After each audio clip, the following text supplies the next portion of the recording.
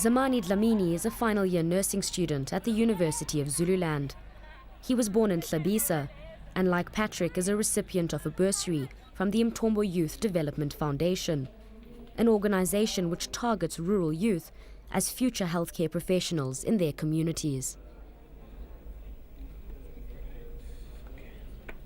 I was so happy and actually I was excited with those news when I received the letter that now you must come and register at the University of Zululand to do nursing.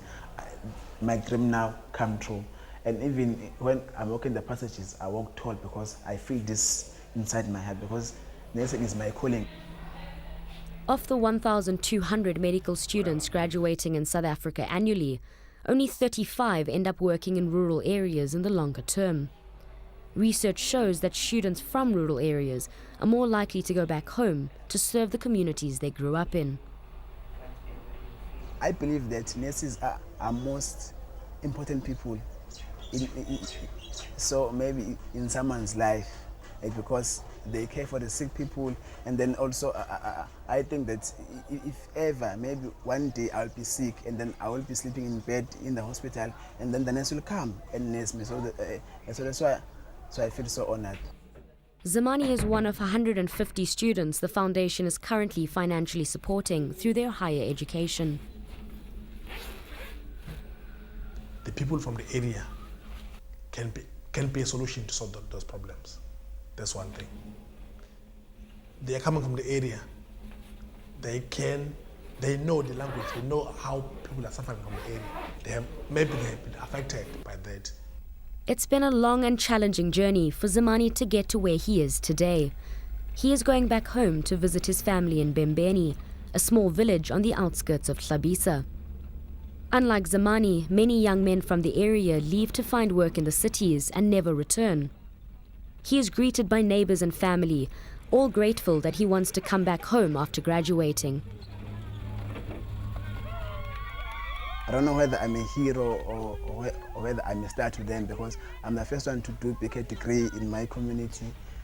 There are some of the nurses in my community, but there's no one who went to university as I did, doing BK degree as I did. Zamani is one of 20 people who live here at his grandfather's house. Like most families in the area, no one at home is formally employed, and there are 11 children who need to be put through school. It was here, where his grandmother died, that his desire to be a nurse first took root. She would say, one day I want you to be a nurse. So because you did care for me, you did give me some food, you did give me some water, and then I believe that one day you're going to be a nurse. And then Gogo, and then say, Gogo, where I must start this nursing? Then I don't know, but you must be a nurse, because in this way you can't live without any paper in your hand. With the paper, you can be a hero, and you can be, the paper for you can be the key to any door in this world. Zamani's parents separated when he was very young, and his grandparents raised him. The only source of income in this household is the odd jobs his 82-year-old grandfather gets as a bush mechanic. A quietly determined child, Zamani was always a dedicated student. When it's come to studying, it was very difficult during that time, because you're supposed to come back from school, go and fetch some keklis from my grandfather, and then there's little bit working, a mechanical work. My uncle will ask, yeah, come here, we're working and there's no time for school. So it was very difficult. And then maybe I start studying about 9 o'clock, because I was busy with mechanic things, fixing some trucks, fixing some cars. So it was very difficult, but so during that time, I was using the Kengli to study. Zamani persevered and with single-minded focus got himself through his studies. The main concern that I was having is about my family. My family is not living the better life, because my grandfather is there we are so many in this house, so I've got two dreams here: to uplift my family and then to do my nursing degree. By doing nursing degree, I will also uplift my family. And then I was so focused on what I was wanting to do. Zamani's high school was 15 kilometers away, and with no money for taxi fare, he had to make the long journey on foot. I supposed to leave at 6 o'clock and then 2 hours journey to my school, and then it was difficult for me. And then I will always ask for the rent to my uncle, to my aunt, just because I used to have something to eat in the school, and then they would just give me that rent, and then I feel so great. Things were different when Zamani completed his matric here. There were 300 students per class. He also had no one to look up to, a role he can now play for these students as he understands how poverty can threaten one's dreams. I always say born poor, but destined to rise, and to rise to the greater heights. And then because where I came from, people were just look at me down, you won't be this, you won't be this. They were judging me. But I said to myself, I want to be a nurse.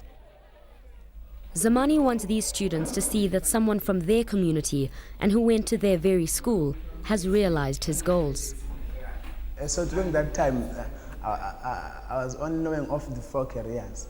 It was a teacher, a nurse, a doctor, and a police.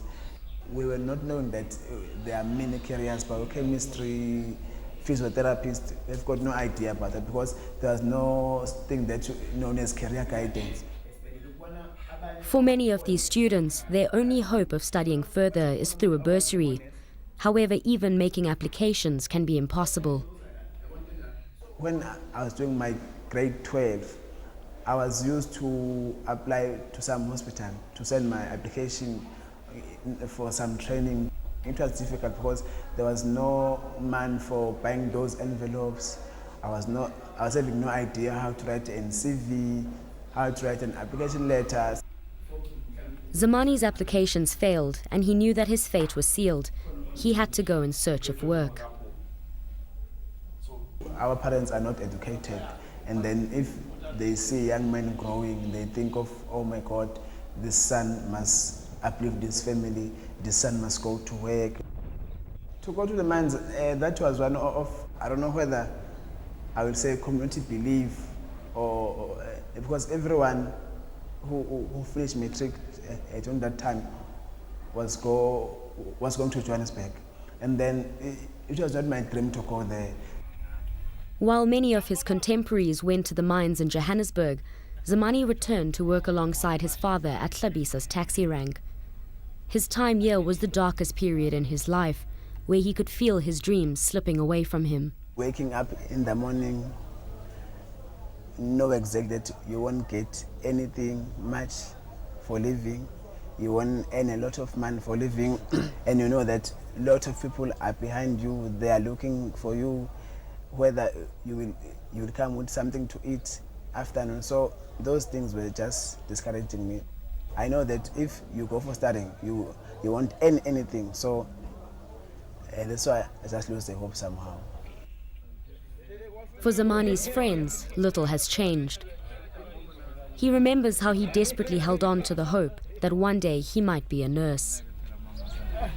So this little money, 250 per week, 150 per week. So it was too little for me to go to the university, up until my father promised that he will give me maybe some goats to sell, and then I will have that money. But I was having that dream even if I was a taxi driver.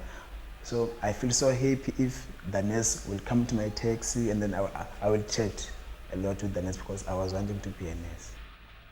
One day he heard about the Mtombo Foundation scholarship, made his application, and his life changed forever. In my area, they will say nurses are the people of the high class, and then they will say, you Zamani, you just want to be people of the high class. And then I say, no, I want to be a nurse. I want to serve the very same community, the very same you that you are saying, I want to be the people of the high class. And then I will serve you, and also your parents will be served by myself.